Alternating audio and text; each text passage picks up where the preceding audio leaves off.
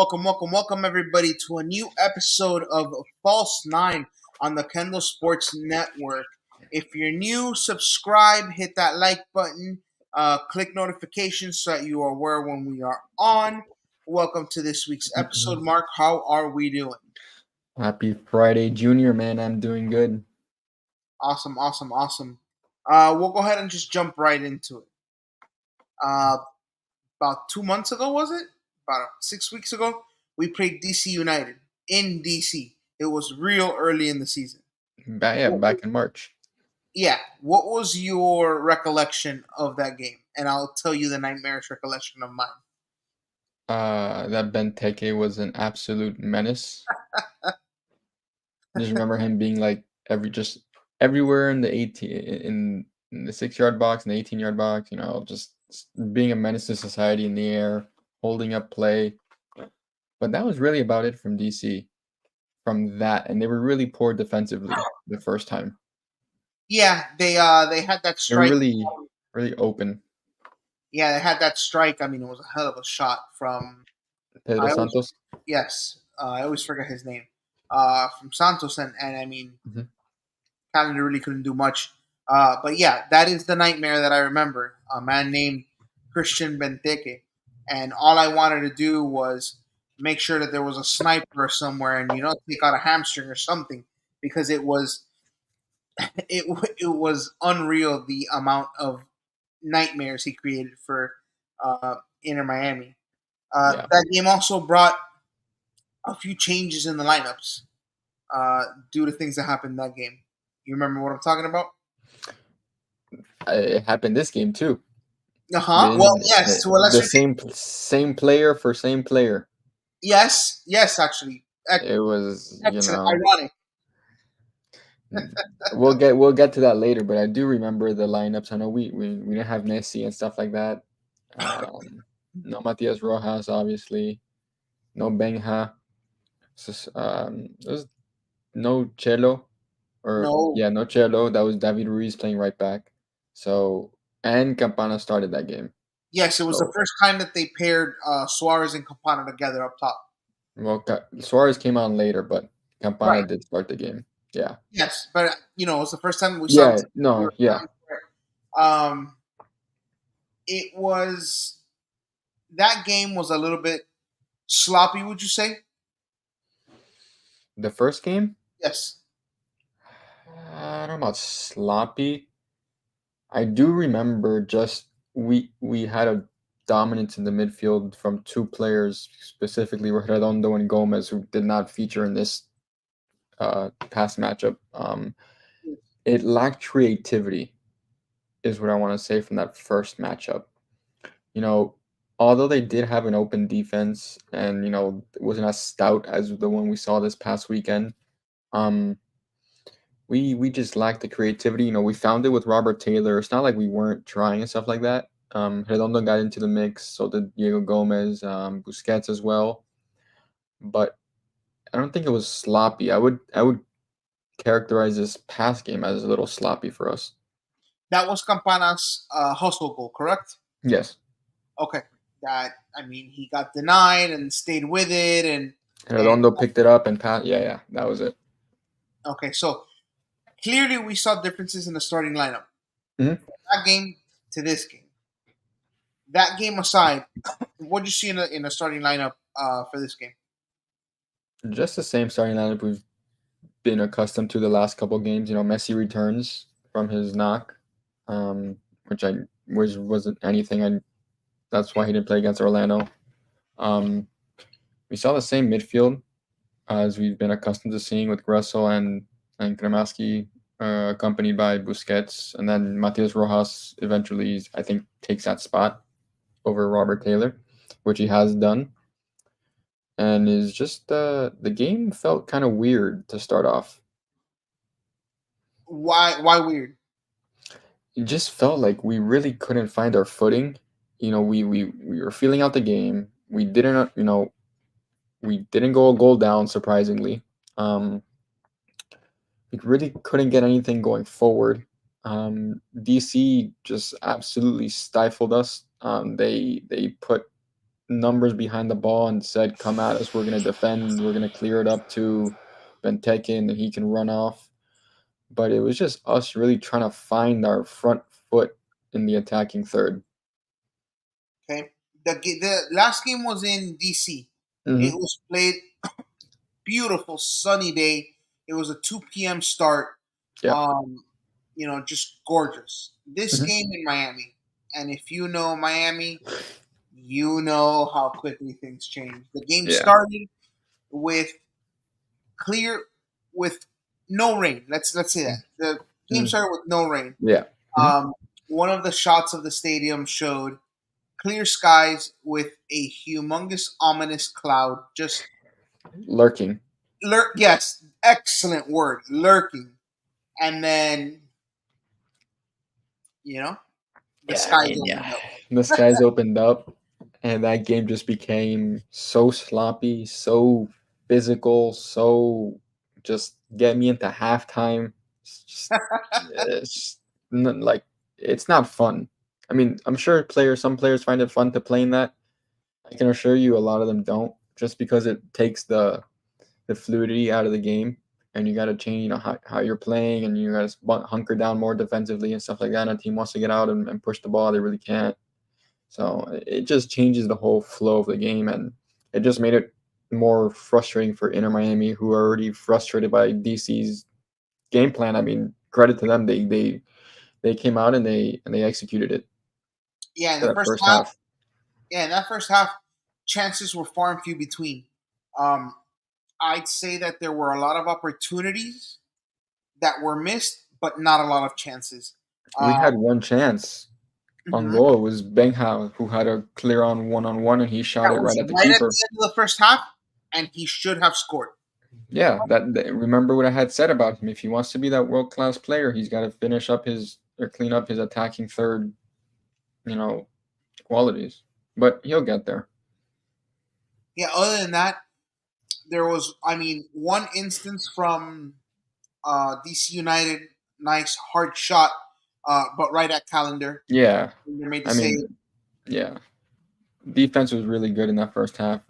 Really making sure that Benteke didn't get free. Always marking him in the box. Always have a body on him on set pieces as well. I mean, the defense has been starting to click the last couple of weeks, so it's nice to see. Yeah, no, absolutely. And you say that, and as you say that, uh, that ironic part we spoke about Yeah. uh, in the in the previous game strikes again. Tell us what that ironic part was. It's Nico Freire goes down with an injury, knee injury, um, and he went down ironically in the first game against DC.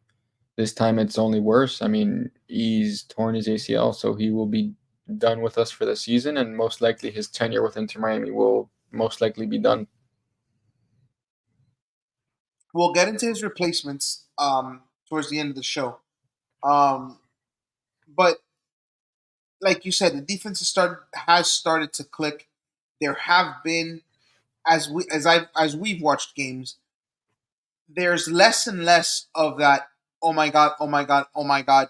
On those Yeah, transitions it, from the defense. they yeah, Aviles and Freire have really played well together, and it just sucks losing Freire, who had just who I felt was starting to hit his mark. Had a really good game against Orlando. Had a very good first half against DC now, and I felt like him and Ives were really starting to form a great partnership back there, and something that Miami fans have been wanting, a center back partnership that they can rely on and stuff like that, and a back line that is not leaking goals left and right, and we were starting to kind of see that. Yeah. So when everything you said, I agree with you. Brede was starting to hit his mark. A perfect compliment to Aviles. I Hmm. think that pairing really did have great chemistry. But what's that phrase we use for all Miami sports? Uh, Something with This injuries. is why. why we can't have nice things? Yes, this is Yeah, why we can't have why we nice can't things have nice things? Yeah, it took me a every second, but I always single say it. time. Yeah, Miami fans say it. Miami fans know it. You know, when one thing's going good, another thing's going bad. I feel like So there's a curse. You I know, don't know what it is. I really don't. I don't know if Inter Miami Stadium is located on some tribal land like no, no, Hard no, no, Rock no, Stadium. no, no. One is enough. One is enough. Hard Rock is the Um, but yeah, it just sucks, you know.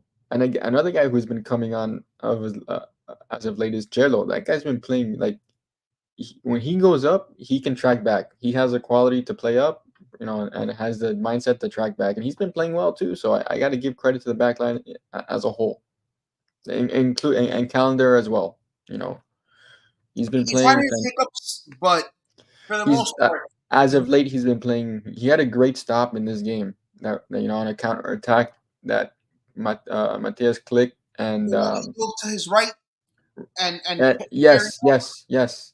The Matthias Klick and Stroud were combining, and then Dajome kind of just interrupted it and took a shot when he could have slotted it to Benteke. You know, and then there was another one that I can't remember who shot it. It could have been Stroud shot it. Yeah, to the left of the to Calendar's left if we're looking at it, and that Calendar was dove and saved that it. was the one where Ruiz was tracking back, and at full speed, it looked like Ruiz had hit it, but No, they yeah, and then you know the play was ended up being offside because one of their players touched it and stuff after the save. But nonetheless, a great save from Calendar, who had had three saves, but one of them was a true one that could have been a goal.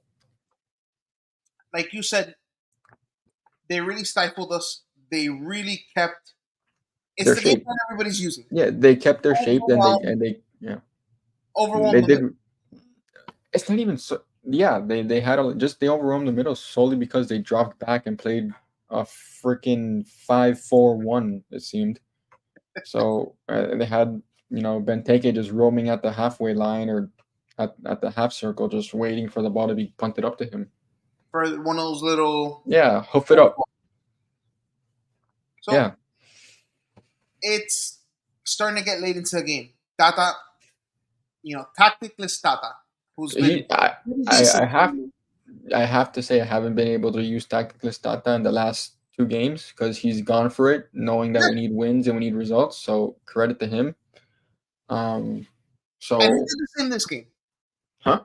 And he did the same this Yeah, game. no, yeah, he did. He did. Yeah, he did. Um, brought in Robert Taylor. Um, try to get something out of nothing there. You know, the game is still up for grabs. Defense is holding on after the Freire injury. You know, kind of get a little momentum and stuff like that, trying to find balls in between the midfield and breaking lines and stuff like that. Trying to get, we're getting a couple corners. And then, But then and the 90th plus then the stoppage decision injury comes, time.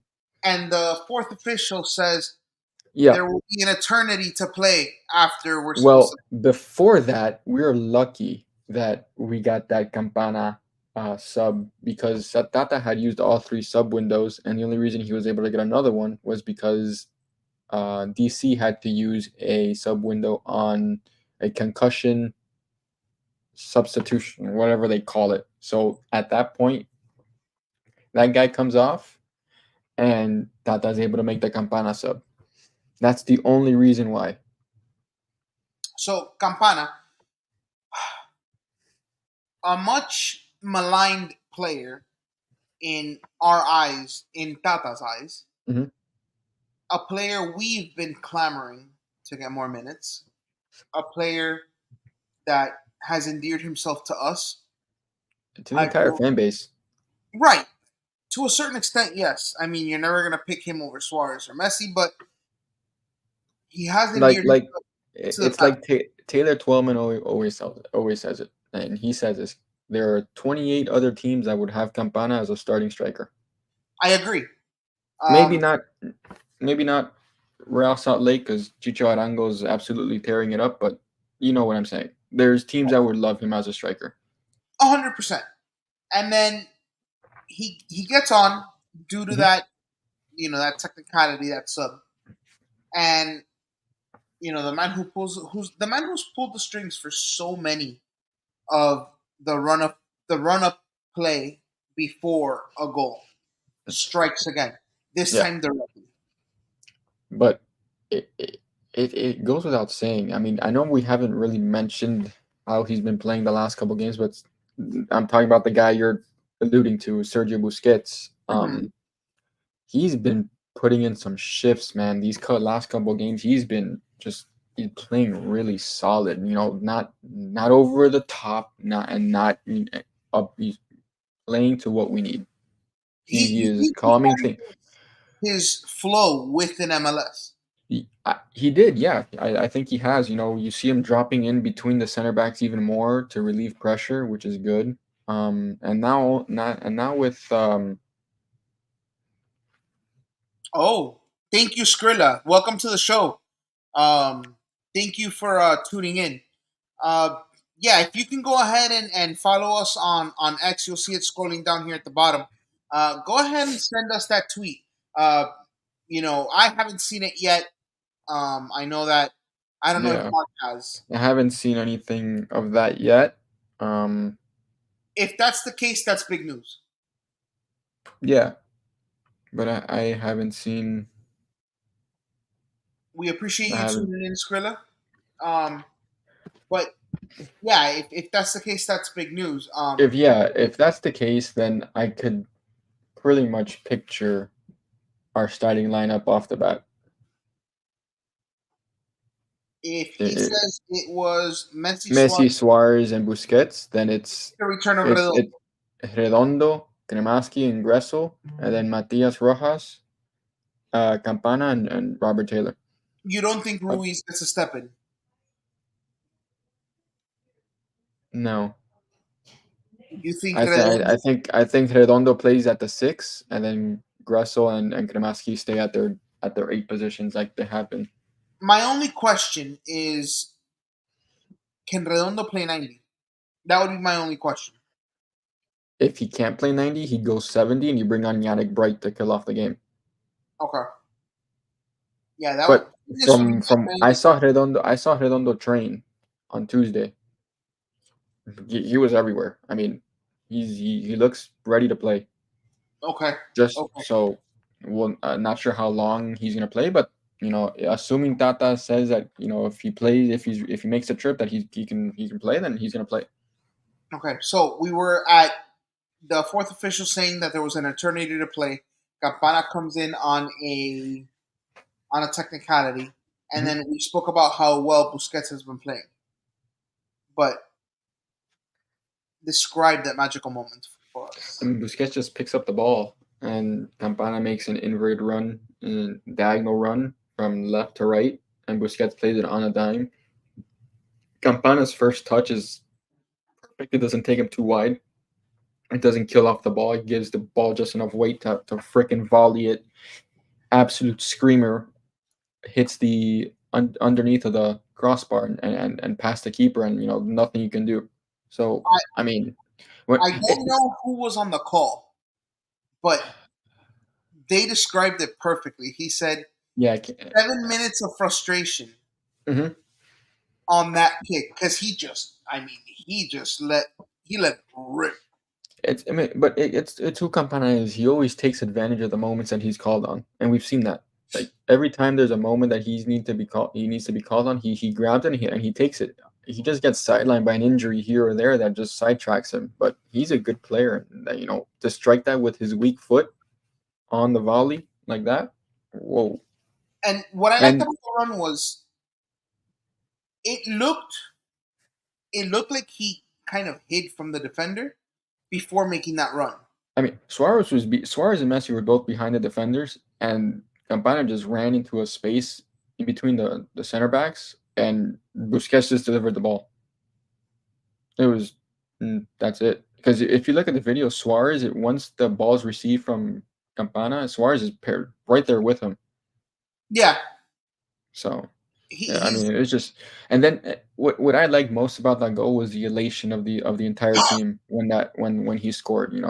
Just Messi, Suarez, and Alba, and all those guys. Taylor just giving him the hugs, the after scoring a great goal after a tough game. Genuine happiness for the guy. I'm sure Hmm. that they see all the stuff he does, and just the unfortunate events that have happened Yeah, to him. Um, Automatic yellow. yeah. Shirt off. I would have done the same thing. Yeah, I'll take my shirt off. Automatic yellow for him. Um, but it was well deserved. And you saw, like you said, the elation on the team for him. Yeah, Um, it took 96 plus almost it 90 was 90 plus three, 90 plus four is when he scored it. 90 plus 4. Then there was another like 5 6 minutes tacked on, So and what do I you think happened that besides just that park the bus mentality? What do you think happened um, in for in Miami, a team that has been clicking offensively? We're used to 2, 3, 4 goals a game, and then a donut through 93 minutes in this game. I mean, I don't know if there's much from our part, but aside from Klimaski scoring um, his chance, but it's just I have to give full credit to DC. Like you make it tough, like to play. We want to play through the middle a lot and receive the ball in the middle and play Suarez in between the center backs like that. It makes it tough because they're forcing us to go out wide, and then they have numbers to cover and have numbers in the midfield. So it makes us, bring up our defensive line and, sometimes be susceptible to the counterattack. I know we don't want that. But I think we just need to be more aggressive in attacking that low block that teams play against us. If they're gonna play it, Busquets can gotta play a little higher. Our center backs just play deeper with caution, and we just gotta go for it from the beginning. Like just be more aggressive, I would say, in attacking So that you're not happy game with that plan. pattern of go down a goal before my Inter Miami decides to start playing. I mean, I never want to see us go down a goal because you never know when a team's just gonna hold a 1 goal lead. It's difficult to hold a 1 goal lead, but you know, you never want to see a team go down, even though we have played better somehow going a goal down. Um, I just want to, have a fluid attack or fluid game plan against that low block that we can really. If teams are going to keep playing it against us, the team we play next, Vancouver, plays a 3-4-3. They like to play a lot in the midfield. So again, you could expect midfield overload, and us trying to play through the wings if that happens.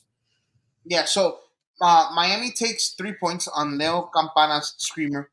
Hmm. Post conference after the game, pure joy. You just heard in his voice. He was happy to finally be a part of the winning, Yeah, where he had a contribution in winning. Um, and it was good to see him have that moment. But you mentioned it coming up Saturday, hmm, not a 7:30 start, 10:30, baby. 10:30 game. So eat your Wheaties, Take a you know, Red Bull.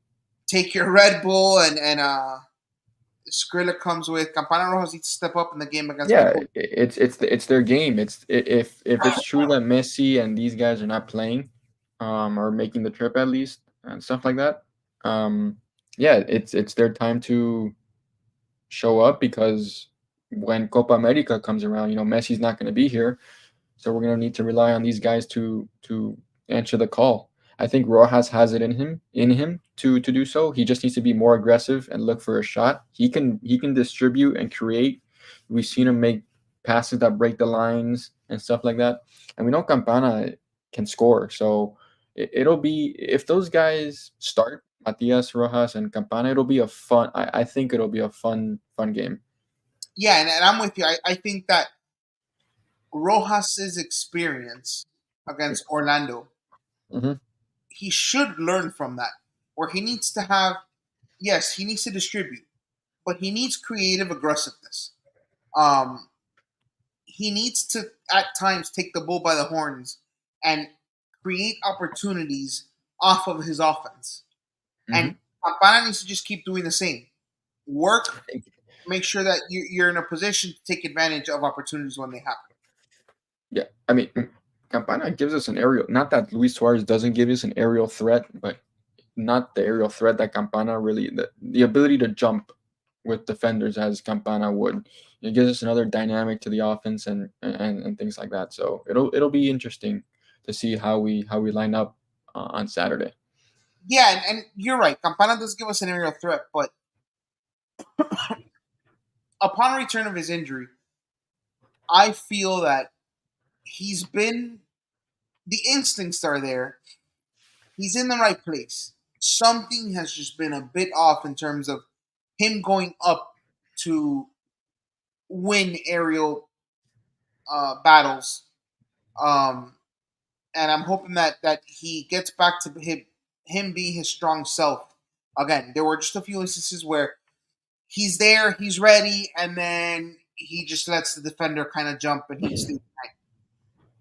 I don't know if you've noticed that. I mean, I don't know if it's a confidence thing or just unsure of where he is and stuff like that. But I mean, hopefully this goal gets him back on track. To be honest, Yes, I think no, I, I think I seeing the ball go in can do wonders. kind of like basketball. See one go through. Yeah, you see one go in, and your confidence just goes through the roof. So Vancouver, 10:30, late game. Eat your Wheaties. Drink your Red Bulls. Red Bulls, if you want to advertise, contact us. More than happy to. So Um, I just found some tweets.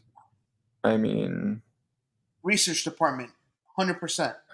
Daily Hive Vancouver has tweeted, breaking Messi isn't coming to Vancouver. Whitecaps announce.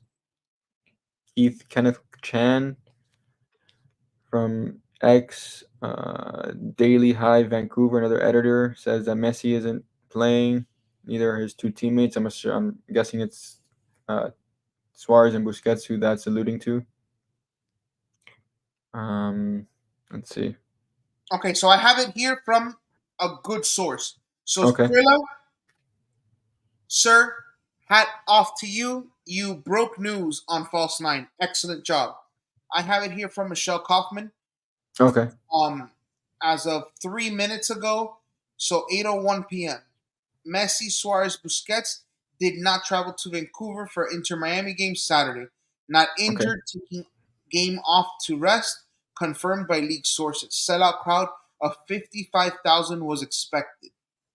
So Michelle Kaufman from the Miami Herald confirming the breaking news. Skrilla broke here on False Nine. If you're on Twitter, do me a favor. If you're still on and watching Skrilla, please share your Twitter. Please share your.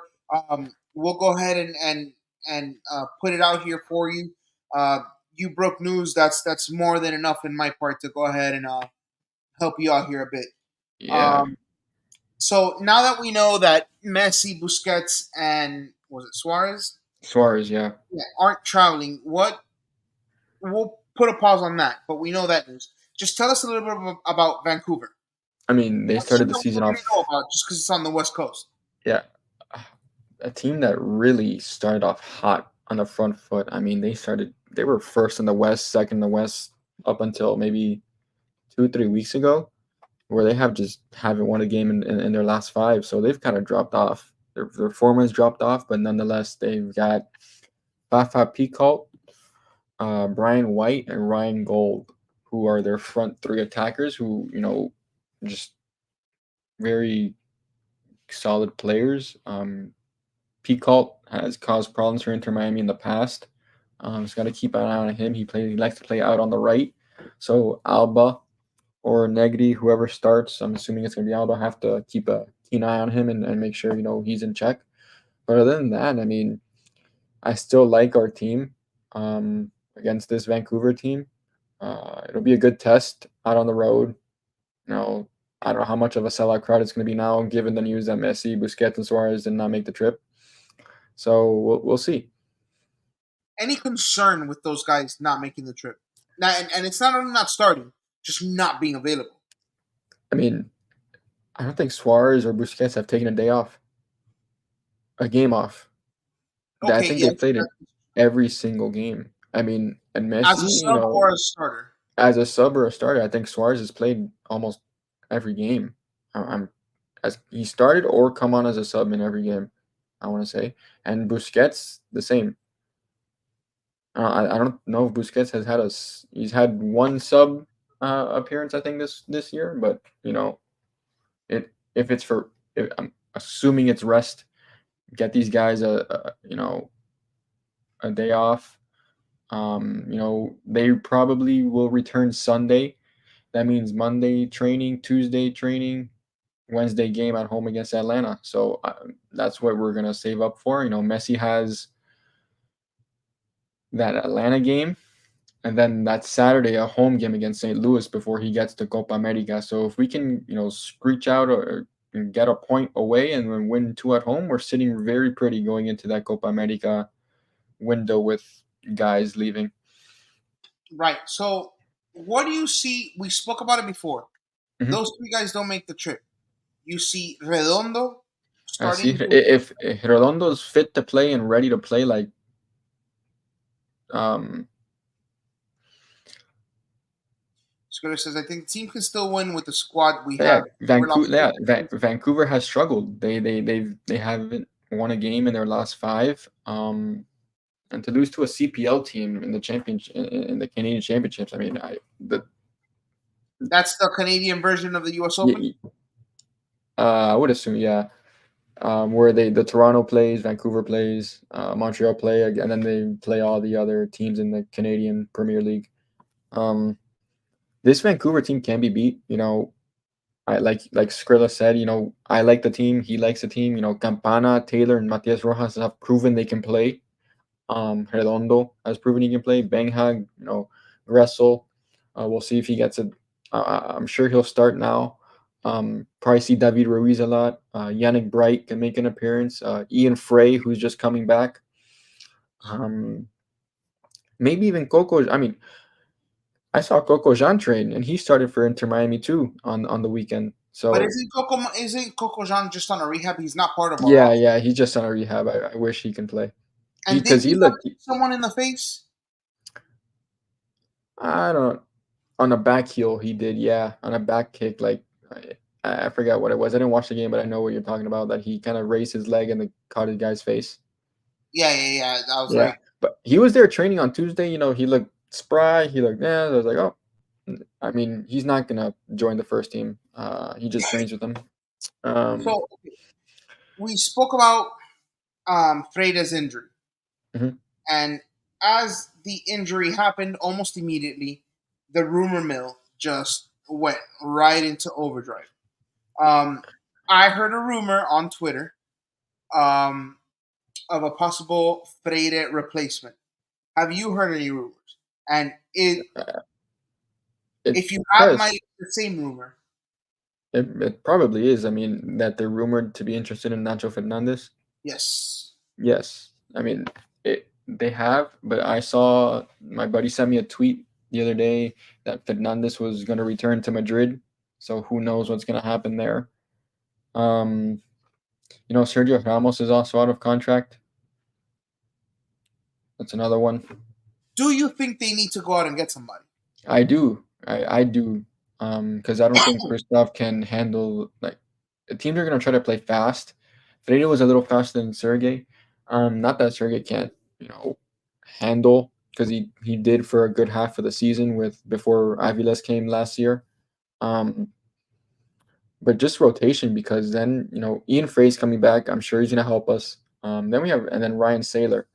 If we can get a guy to slot into that starting position and give rest to maybe a Toto one day or whoever else is our replacement, it'd be good. But I think we're gonna prioritize a center back in this transfer window in the summer. I think at this point, the only thing that can keep Toto out of the lineup is Yeah, yellow red card card. deviation. Yeah, yellow card, red card. or, Yeah, or, or a red card. Yes. yeah, Um, I don't think. I mean, the kid's what 19 still. yeah. Yeah.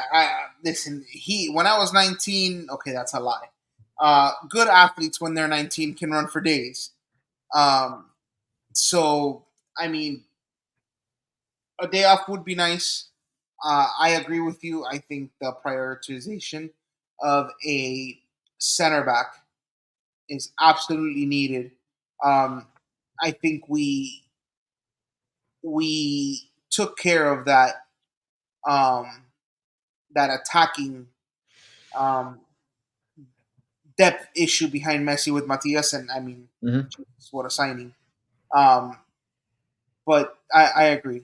And defense is always needed with how high, as you've stated, our defense likes to play when they try to stifle us through the middle. Yeah.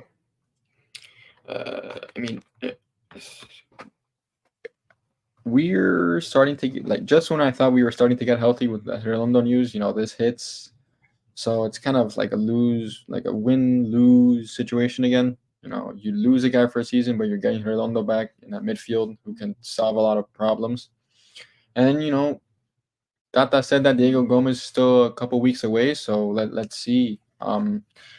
I don't think he's gonna get called for Copa America just Okay, because it's it's coming up, and I think Paraguay is gonna prioritize him in the Olympics. that was going to be my next question. So that's where I think it's gonna. And I don't think Mascherano is gonna call Redondo. I'm not sure for the Olympics. News broke also that in unrelated news that Mascherano spoke with uh, Messi no or who Benjamin Kremaski, to do? and there was talk about him choosing Argentina or USA. I And think he's gonna choose USA. right, that was the news that Mascherano or yeah, I think it was Mascherano told him basically to pick the USA. Mhm. The reason behind that I don't know. Um, It's gonna be very tough to play in that Argentine midfield. I mean, Argentina's always loaded. He's So he. I mean, he's with the USA. Bang has got some real. I mean, not the Olympics is going to be a real good tournament. I mean, I fully expect France to probably win that. Depends on who they take and who they don't take.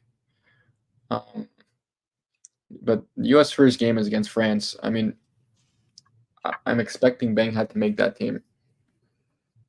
fully I think so. Yeah, yeah. okay. Um, anything in terms of the game against Vancouver? Anything else? Now I'm excited to watch some of the OG Miami Inter Miami guys play. Robert Taylor and Campana get the start again, so I like them. Okay. Um, no predictions. We've been rolling ever since you stopped predicting games. Yep. Um, I don't know what Mercury might be in retrograde. Um, there may be a full moon. The Earth's gravitational pull, solar flares, or whatever the case may be. No Frozen. No yellow popcorn. Oh, he told me he wasn't gonna be. Jesse told me he wasn't. Jay told me he wasn't gonna be able to make it. He had family pickleball today. Okay, but well, what is it? He told me Yellow. he what is it, popcorn yellow popcorn smile popcorn yellow smile Yeah, popcorn yellow whatever it something. is. No Frozen and no popcorn yellow smile. There A it is, little late, popcorn yellow smile. a little late on coming on, so we do apologize for that. And we want to thank Skrilla for breaking news, contributing to the program. We appreciate you. Um, hit the subscribe, hit the like, make sure you turn on notifications. Remember, we have the Dolphin Chronicles on Monday nights talking about the Miami Dolphins, and then This Week in Miami on Friday nights recapping the week in sports. This week, tomorrow, you can expect Panther Talk. Panthers play Dolphins, tomorrow though. Panthers play at 8. yeah, Panther Talk. Who knows? We might even get a little bit of the Marlins. The Marlins. Marlins. The Marlins. Although, Small. yeah, thank Easy, Skrilla. We small appreciate doses. you. Thank you, Go bro. ahead We and share appreciate us that. on Twitter so we can go ahead and shout you out for that breaking news. The Marlins, I'm still pissed with the franchise. We always So, are. We always are. the Cats are doing well. The rumor mill Dolphins OTAs. the rumor mill starting to pick up for the Heat. You said Dolphin OTAs, and of course Inter. You know, we'll kind of touch up on them as well. So for Mark, where can they find you? Right Right there. there. Follow us on X. You can find me at Paramount Pete on the ticker at the bottom. You can follow us at KSN Sport on X and at KSN Sportsnet on Instagram. For Mark and I, we thank you for tuning in, and we'll see you guys next week. Have a great one, guys. Enjoy the Have a game great one. at 3 p.m. Remember.